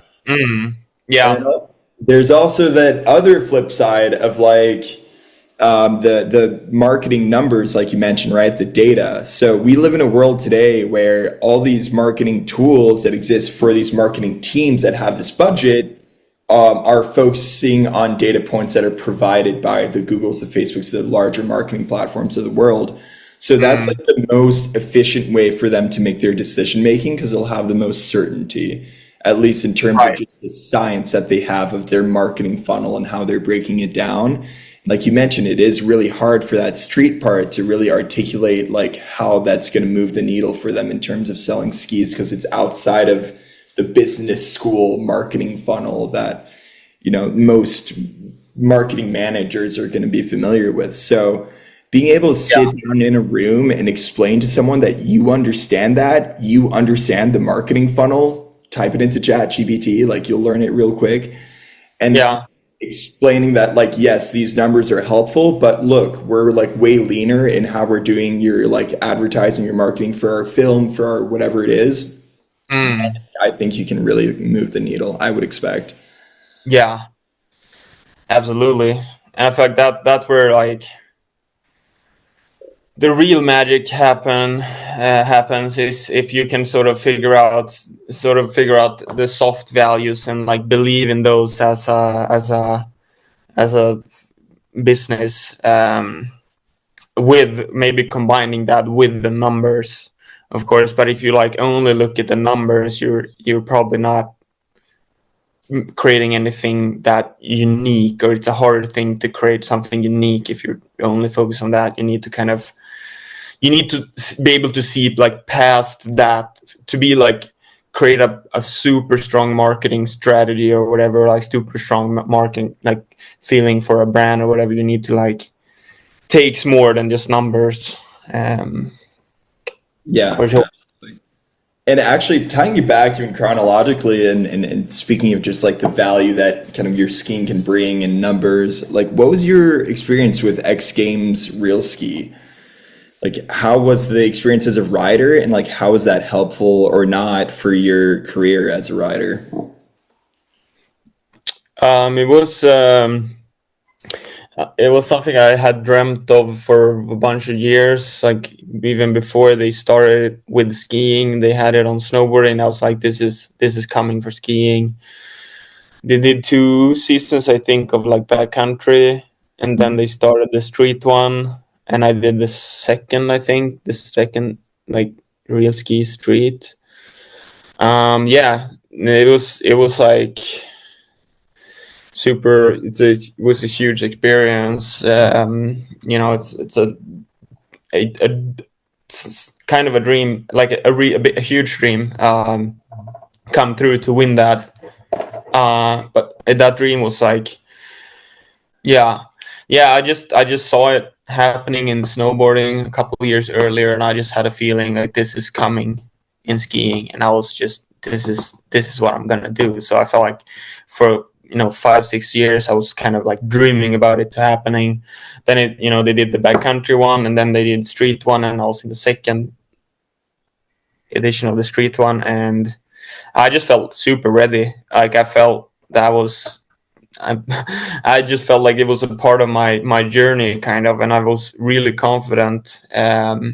Like before the whole thing, that's where like a lot of things clicked in my life, in my skiing, and I felt super. I just felt like I had it. I just felt great, and I just felt like ready for it. So yeah, I went in, and the process was definitely a struggle, like stressful, and yeah, it was super stressful up until the last like week or something. And the last week was this kind of like release. I discovered like 070 Chapter 1, an album, and I would listen to like the last 4 songs of that album with my friends like over and over as I was skiing. And the last week of the thing was just this like so much stress building up, like wanting it to win it so bad, Mhm. and then just like getting overwhelmed with that kind of, and then the last week being this kind of blessing, and just getting like the best shots that end of the week, and then finishing the week with like flying to Denver, meeting up with everyone else, doing the TV show, winning the event. Like it was, yeah, I felt like that was, yeah. And then I was like, I was not that excited to get into it the next season because I got re-invited. Maybe that's why I got hurt too, like a part of it, like I wasn't, but I was like, I was in the beginning, I was like, I just knew it was it's a big thing, but I just felt like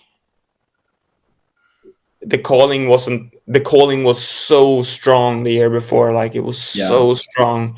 The next season it wasn't that strong. I was doubting it.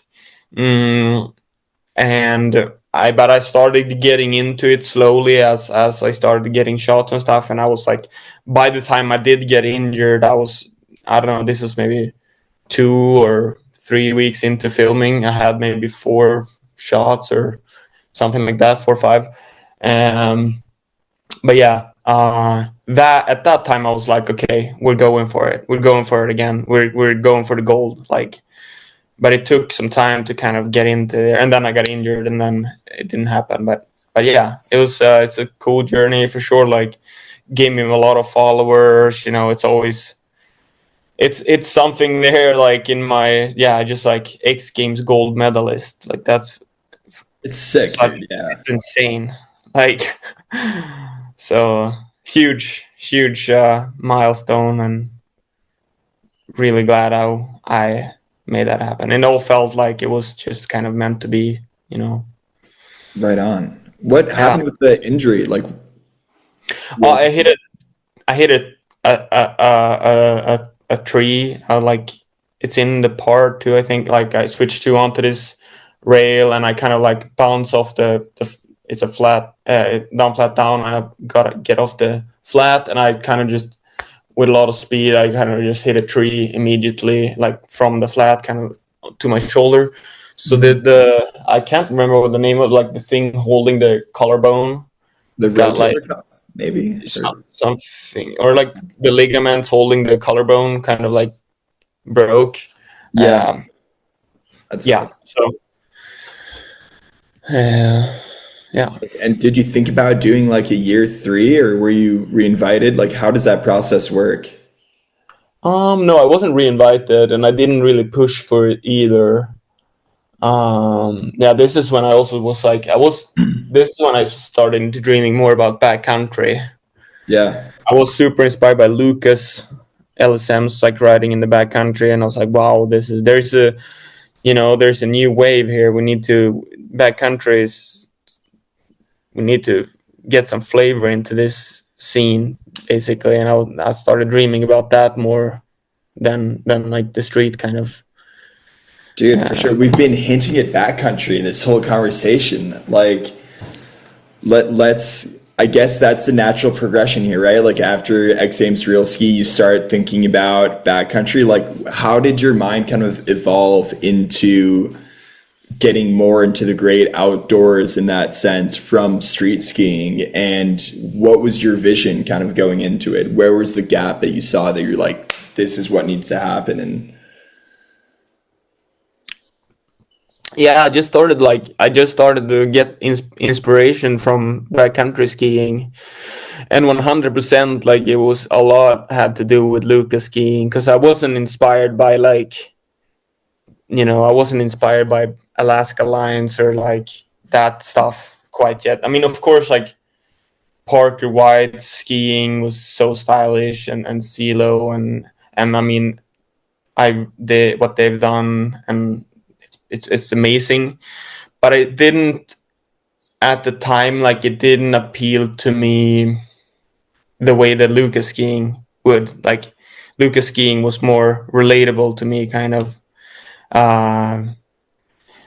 So that's, I would definitely say that Lucas was the one that sort of opened the door, because he was just fucking around, like doing crazy butters, like to young lean tracks. Like, it was that vibe that I was on, and yeah, that opened the door for me, and I kind of just started thinking about it. It just kind of came to me, and I wanted to do it, really. Yeah. Nice. And how's your experience been with it so far? Like, what are some of the kind of bigger challenges that maybe you hit that you weren't expecting in the backcountry, if any? I mean, I realized it's really, really hard, and like just coming like from my street skiing has always been very systematic in terms of like the process, like taking it step by step towards like the full commitment, building the proper landing pads, like making sure I'm as safe as possible, trying to like limit injury possibilities, and in the backcountry, like first of all, you need to be so strong, like you need to be fucked up strong. Like I feel like every move needs to be, you need to use twice the power, and that was something that takes quite a long time to get used to.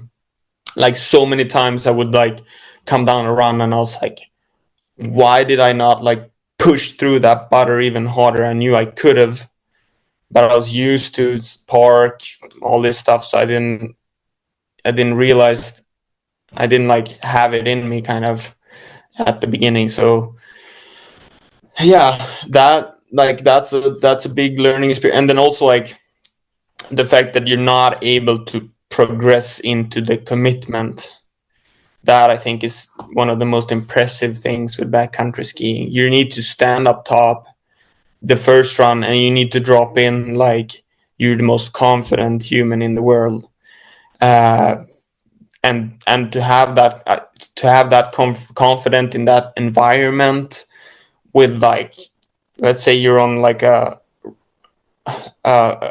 rolling over phase where you all you see is just this thing that rolls over, and you just need to be confident that you're in the right spot and the landing is good, and like there's so many elements to it that will quite easily put you out of that comfort zone. So that was like that's still, I mean, I'm not still just learning, and yeah, I would like, usually I would ski the thing like 2 or 3 times, and on the third time I'm like, I'm in that confident, I'm like just popping everything a little bit harder, I'm landing a little bit steezier. So yeah, so much respect for people who just kind of can just drop into something that they've never skied and just look like, yeah, look so good. It's really hard. I feel like that's the hardest part. Like the strength, you need to up the strength so much, and you need to find this incredible confidence, like in a zone where it's really hard to be confident. Yeah, right on. I had never thought about it that way. That's sick. And I'm also wondering, like, do you have a favorite kind of terrain to ride or a favorite place in the world that you think really caters to like your type of skiing or creativity in any shape or form? Yeah, I'm definitely more like a mini golf type of rider. I like a couple of hits. I mean, I'm interested to do bigger lines just because it's such a experience. But when it comes to like filming and stuff like that, I still feel like I want to do, shorter pitches where you can maybe hike them once or twice. Um, that's kind of my style right now. But of course, the experience that you get from like a bigger line where you maybe hike up for a full day or whatever, and you drop in on this one, you have this one go on this one line. Um, it creates a different feeling too than you would get with street and with other types of skiing. I mean, there's so much goes into it. Like it's the avalanches, it's the weather, the weather window, it's the snow, it's the camera crew. It's like it's this fucking, every little line would be like a big project kind of. And if you accomplish that project and you've accomplished the project, and you come down from the line with the adrenaline that the line gives you, like that type of feeling is quite amazing. And I feel like hard to beat, you know, in a lot of places. I mean, especially because there's such a build up, you know, it's such a long build up. There's you're nervous, you're feeling all sorts of things, you know, and then you get down there and you like, it's a release. Mhm. So it's crazy. I mean, like it's somewhat similar to the streets. The streets could be similar to that, but that I feel like the street release is different. A lot of the times you're just kind of maybe struggling through getting you're just slamming over and over again, and you finally, you're scared as shit, and you finally get the shot, and you're like, oh, like you're more like relieved that like this. I mean, sometimes it's the kind of like this celebration relief as well in the streets, but sometimes it's also just this relief, but like that was nice, and then you feel super content. But I feel like, and because the adrenaline too is like you've had the adrenaline for a period of time. Usually, you hit a spot a lot of times. You've kind of, where it's like the big line, it's one and done kind of. So everything gets compressed into this one moment of not being able to think other than this hyper focus kind of. Yeah, I can see that. Right on. Yeah. Dude, I'm conscious of time too. I wanted to ask as well before we drop off, like, how did the Thousand Skis kind of team get together? Like, and how did you meet Hackle, for example? Because I know he's like half Swedish, but like, Yeah. I've always wondered, like, maybe it's Owen 3P. Mm, yeah. So, well, first we met Hackle in Mount Hood, when we were filming Finesse, and when I did the level 1 part, the less part, Hackle was also on like a street type of grind, as well as like on the US team and stuff.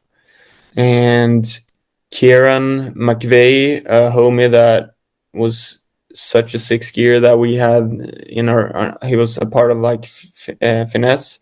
He knew Hackle really good, and Hackle was living in the woods in a tent, and it was like raining in Mount Hood for forever. So Hackle got to sleep on our floor, and yeah, it was just amazing meeting him. And Kieran had leaked my part to him, and I remember he was like so excited about it. He was like giving me so much love about this part, and yeah, it just was a good connection right off the bat. And then yeah, eventually, like, there's a year where like there wasn't much, and we kept in contact. We would link up like every now and then one year, the bunch we were kind of like a little all over the place, but Paben really wanted to make a film, and I was talking to Hackle, and Hackle really wanted to make a film. So I kind of like connected the two of them, and I don't know if they must have met, but I have a feeling that they didn't meet before. I don't know. They probably met before, but however, they didn't know each other that well. Yeah. For sure. And yeah, they got together in Sweden and started filming, and Paben just started to teach Hackle Swedish right away, and Hackle was super eager to learn Swedish because he really liked hanging with our crew, and he figured might as well start learning Swedish when he's going to be out there for like a season creating this. Is he Swedish? No, he's from Boston. He's 100%. He's from Boston. He's not European at all? No, not at all. Sick. I mean, I guess to some extent, like he has European roots and whatnot, but he's 100% been in US for generations. Yeah. I thought he had a passport because he's out here in Innsbruck often. But yeah, he's got a passport, but he's not European. Right. Yeah, I just completely grew up in the US. Yeah. But yeah, so yeah, we met him. Paben and Hackle made Color, the film, and then we kind of just started skiing. We kept making projects together. He moved out to Sweden. He completely learned Swedish. He likes it in Sweden. Like, he loves it there, and he feels at home there. So, and we love to have him there. So it's amazing. Then we started 1,000. I mean, for a long time, we've been doing merch with the bunch. We've done this and that, and trying to like start a brand and whatnot. But then eventually, and we were talking a lot about like trying to, take over the industry as like a rider in, or not specifically us, but like as like skiers, kind of reclaiming the industry. Eventually we Paben was actually the one who really committed for it and called us up and was like, "Hey, you want to start a ski company? Are you going to be in or are you out?" He was, I think, at the bar. He was quite excited, and he's like, "How long is your contract for?" And I was like, "Yeah, it expires, in a year or whatever." He's like, "Perfect, don't sign a new one." And then then we kind of just started. We had a homie of ours that heard a rumor that we were starting it, who's more of an entrepreneur than we are, and he came into our office, the bunch office, and gave us like a rundown of the industry. Like, this is how many skiers are in the world. Like, this is how many skis are getting sold. This is how many girls are skiing. This is how many boys. This is how many Americans, Europeans. Like, would just give us the whole rundown. And we were like, perfect. We need you. You're gonna be our CEO. And then we just kind of started. And then things naturally kind of fell into place. And so, Ulrich, he's a photographer, Ulrich Junghager, and he's it's also building our website. He's great with like 3D and stuff like that. So he's done a lot of that, and he learned that like through the process. I handle sustainability and marketing, so I'm kind of learning that through this whole process. And Lucas, he's doing the data, Paven is product development. Hackle is like marketing. So it's everyone kind of found their spot, and we just started it like with no investments.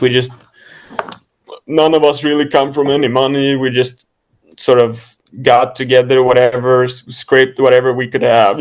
Someone got a penny here from the parents or whatever, and then put that together, built as many skis as we could for that money, and just kind of just started.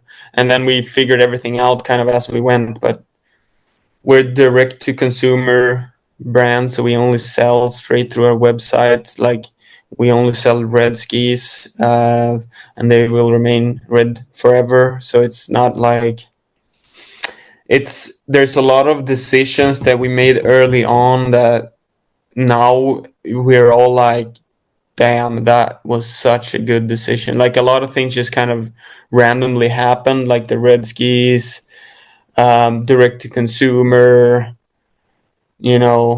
working with Aura Ski Factory.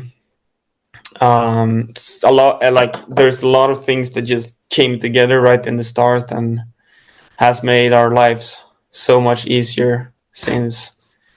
The vision with the brand is like we were talking about marketing and organic marketing and paid ads before, and we're trying to create a brand using only organic marketing, which is like, we're still a pretty small brand, but we're growing quickly. And I think we're taking quite a hard route being a direct consumer brand, because I mean, most ski brands sell their skis in shops for the main part. And like, we came out of nowhere with red skis, and everyone's like, what is this? But it's like slowly getting, we're on year 5 in like a 25-year plan basically, or year 4 I think actually, but yeah.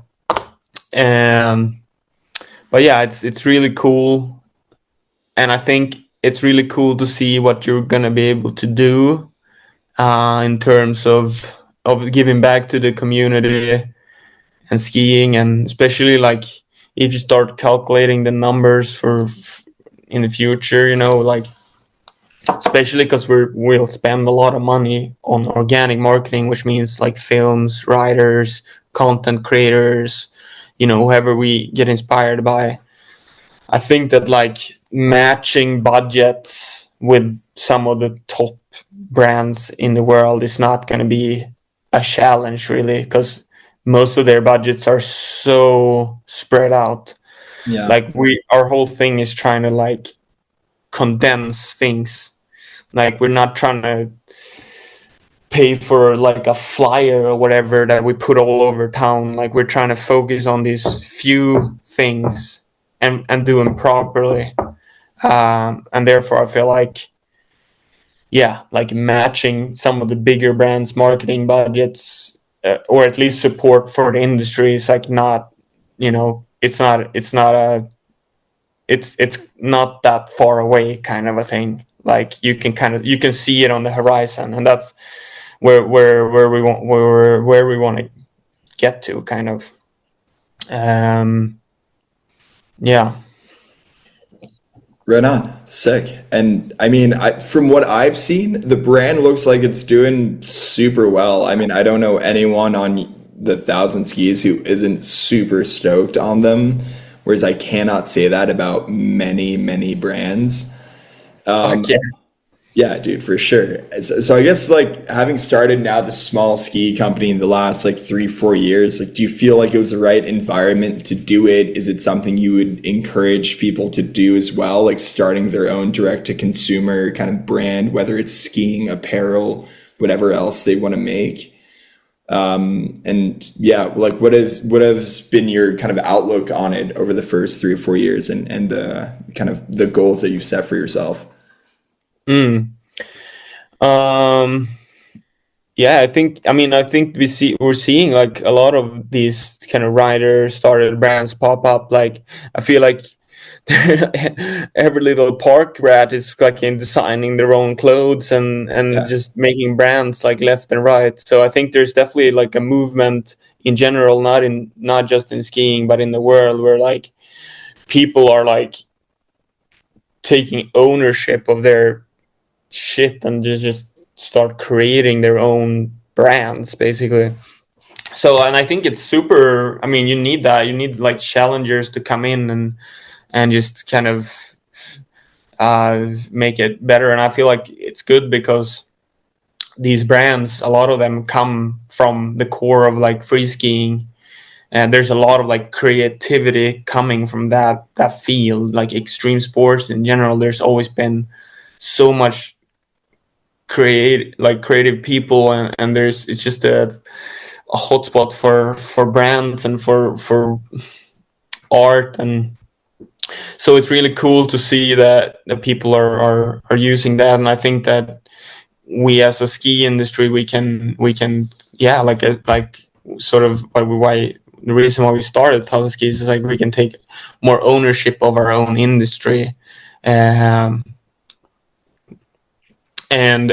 help make it a better place, and introduce it to more people. Like I feel like it's also really important to support, not just to look beyond just the, like, to look into sort of the core values of the brand, like the purpose of the brand. What's like the purpose for these for brands and stuff like that. And I feel like the purposeful brands are the brands that are gonna try to do things better, because obviously, like, it's a crazy world out there. People are just trying to like make a lot of money, and like, you have Vail Resort and you have all these different brands, and like that are solely focusing on numbers, they've lost the soul part of things. And there's that phenomenon is out there all the time. And even like some of the ski brands, of course, they have soul in their departments and whatnot, but they're maybe owned by a huge corporation that in the end of the day, there's a couple of people up there just trying to like scrape the money up this pyramid kind of. Yeah. I think that these initiatives are great. That you have like Capiche, Harlow Apparel, 1,000 Skis, like Vishnu. There's a bunch of them out there right now that are just doing it, and they're actually making money. They're able to pay skiers, they're able to put out films. So I think it's, as a consumer or whatever, as a customer or as someone, it's very important to spend your money wisely. In terms of sustainability and in terms of social and environmental sustainability, you need to support the community. But you also need to like think of the environment as you're doing it. So we're trying to like bring in a lot of purpose with 1,000, like to have like underlayer of purpose being the main core, and then just spreading the word about the brand, like to the biggest extent possible. Like we're not trying to target directly the core industry. We set up, we're trying to target a more mainstream audience, like intentionally, because that is a bigger market, and the bigger market we can get, the more we can support skiing, and more we can. I feel like, we're for sure one of the most sustainable ski brands in the world right now, and I think that it's not a bad thing for a brand like that to claim space in an industry. And so super excited about this journey. And yeah, like I said, we're just getting started, like, but every year it's like just more and more and more, basically. Yeah, right on, dude. I like your focus on sustainability too. Like people don't really realize that enough, like just how skis are produced and thinking about what the impact's going to be on the environment. And I think as skiers, like we should be the most concerned, even just selfishly. Like I don't know how long the seasons have been, but we're losing snow by the year here. It's like you can tell on the glaciers, like the mountains have like a receding hairline. It's kind of crazy. Yeah. No, it's same here for sure. And even more here. Even maybe you can't notice it as much here because it's a little colder in general, but still, yeah, it's warming up way faster, closer to like the polar, to the polars. So we're closer to that. So I think I think we're around 2 degrees heating at this point right now. So we're past like the Paris Agreement already in Scandinavia. Fuck. So yeah, you're 100% right. Like we need to prioritize. We gotta give it a shot for what we got.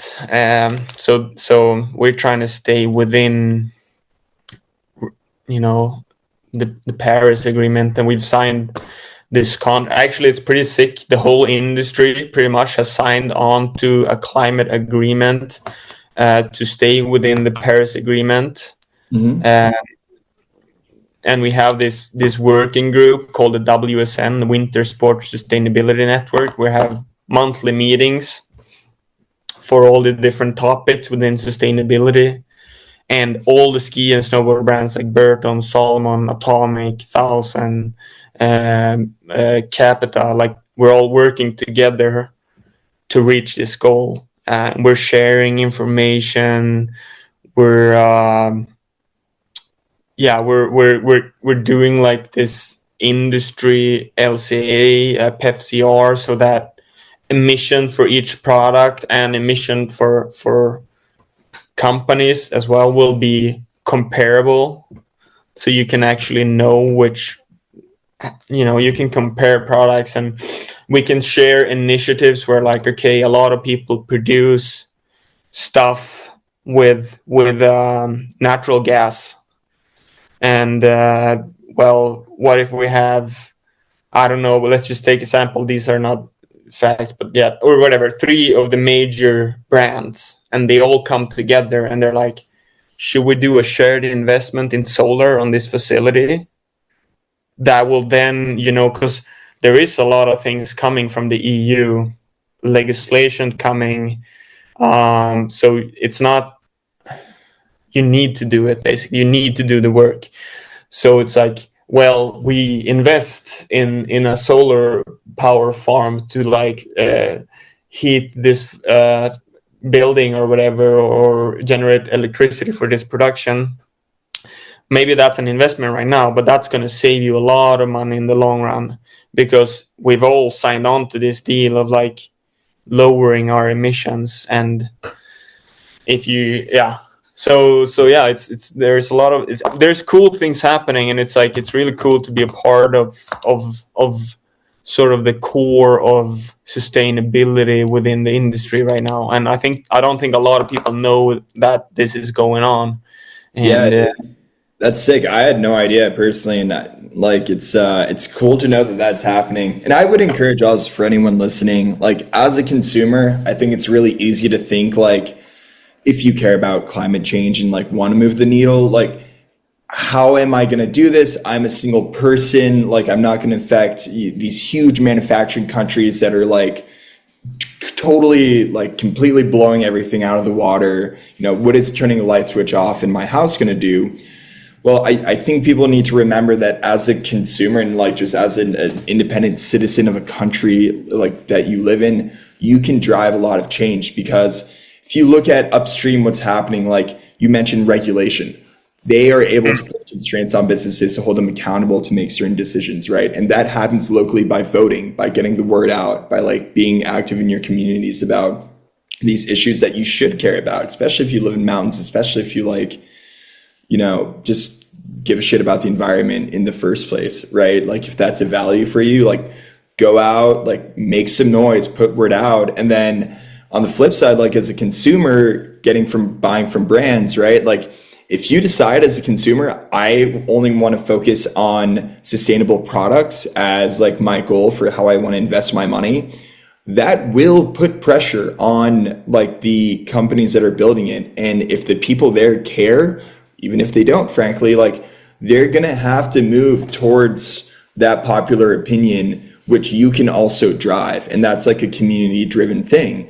And now you're putting pressure on companies to be more sustainable with their production. Guess what? These companies, whether they're making their skis in or Sweden or somewhere in China or wherever, like if they need to meet certain goals for sustainability that they think are important to their business, they're going to do it. And they're only going to work with people who can help them meet those goals.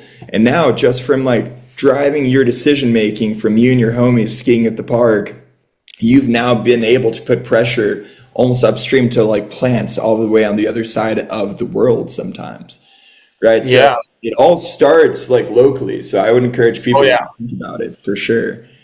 definitely, yeah. And I mean, like on the personal level, like I see that as like you can see that as like a fun challenge. Like it's like make that into something that's fun and not a hustle. How can you turn the mindset around and be like, how can I personally live more sustainable? But then I think it's also important to lift the fact that like it is our personal, in terms of just emissions, like you're saying, the local effect does influence a huge scale of things. But if you've that's hard to measure as well. But if you look solely on like emissions, the personal emissions is only 4% of like the the global emissions. So I think it's important too, because a lot of people will not speak up. They will not, they will not vote. They will not maybe support protect their winters or whatever, because they're scared that they're not living the perfect example. Like if they support protect their winters, or if they vote for green energy and they're not, maybe living up to these like standards, then they're not true to themselves. And I think that, and there's this whole thing where like BP, British Petroleum, made a campaign back in the days doing the climate calculator, which put like focus on your own personal emission. And that's put a lot of shame on the individual. It's like it's shameful if you're not a perfect example yourself, you're not talking.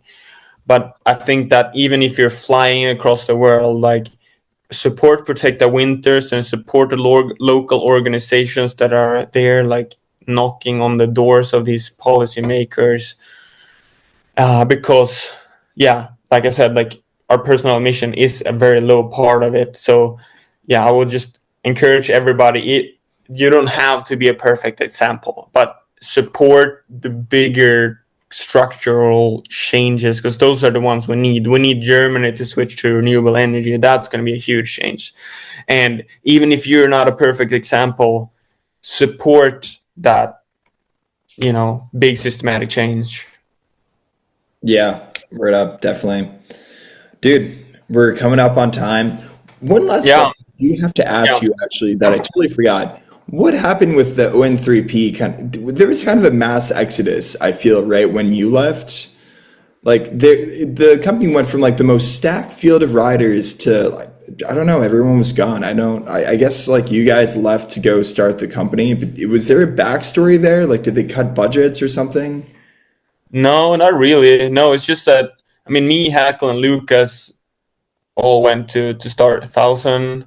Yeah. Or Lucas left the year before. I think, and I was somewhat of a driving force in the films and all that stuff. So it's basically me leaving that, they had a couple of years of not like creating the team films, because I mean we had the momentum of like all these films building up, and but now I think the momentum has picked back up with like Meeks and BMAC and Epan and Crypto and these guys creating like new projects again, and like BMAC winning Street Part of the Year. So I think they just kind of they just had a few seasons where I don't know. I think it just that there's a big movement kind of, and the movement kind of stopped a little bit. But now it's sort of like picked back up. But I don't think I think the brand is still crushing it. And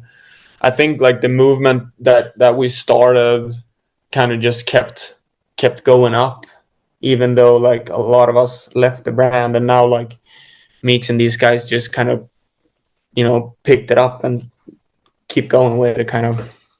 Okay, cool. Yeah, I'm glad they figured that out, 'cause they do make some of the dopest skis. Like, they're so nice to ride. I was on a pair for like a season or two, and it was just really cool. Yeah.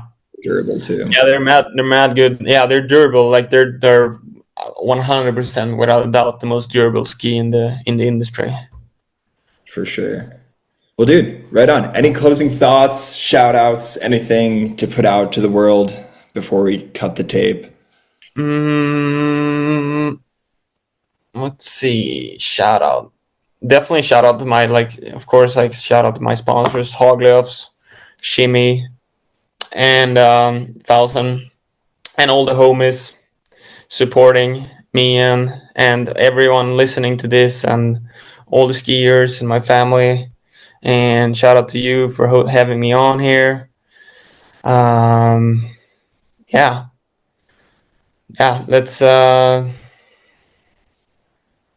get after it. Let's basically take this industry and make it a better place in any way possible, a more friendly community. Let's introduce more skis. Let's try to make it accessible to more people. I mean, we got it in our hands. Let's take it. Hell yeah, dude. Goodbye, people of the internet. Thank you for listening. We'll cut it off there, and Yeah. Thank you, Alex. for sure.